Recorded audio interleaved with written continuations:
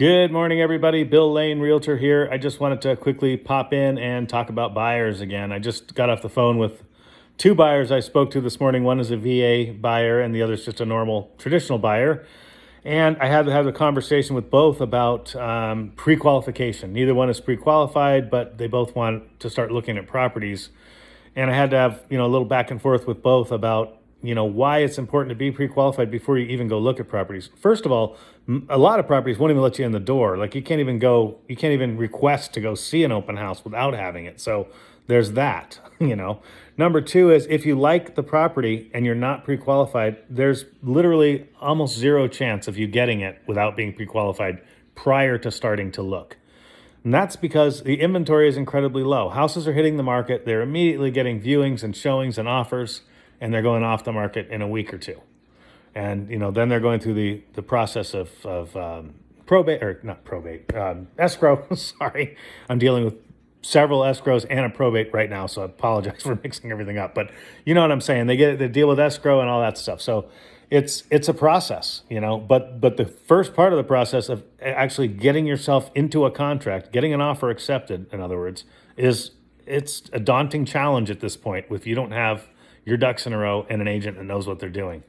So highly critical. If you're talking to an agent, let me put it this way. If you're a buyer and you're looking and you're calling an agent and the first thing they're telling you is not, you need to get pre-qualified and here's the market conditions and here's what we're faced with. And they're not explaining to you how the inventory is incredibly low, how you and your agent need to be working in concert, aggressively approaching these properties as they hit the market and getting on them immediately, and then making multiple offers, using all kinds of different tactics in your offers, escalating, pricing, altering the terms a little bit, shortening the escrow time period, waiving certain contingencies. There's all kinds of ways to make your offer more attractive to the seller. But you've got to have an agent who's on top of it that's going to coordinate with you and make sure these things will work for you. And all these aggressive tactics that you're presented are, we make sure we present those tactics. We discuss the ramifications of those tactics. And if they work, we deploy them to get you under contract. So it's not a matter of just getting somebody to show you some properties and you just pick one and that's how it goes. It's a lot more of a game than that these days in today's market. So you've got to be prepared, you've got to be aggressive, and you've got to have a team behind you that knows what they're doing and understands the market and how to get you under contract. So just want to stress that again. It's not your agent trying to be a jerk. It's not me trying to be a jerk. If I talk to you on the phone and I'm very direct, I don't have time to work with people who aren't serious. I'm happy to, set you up with a search and discuss properties with you all day long. But when we get to actually wanting to go physically go see a property, my time is valuable as well. And I'm not going to go show properties to buyers who aren't, ready to transact, because there's no point in it. It's a waste of my time and your time. We're basically just looking at houses that we're never going to buy.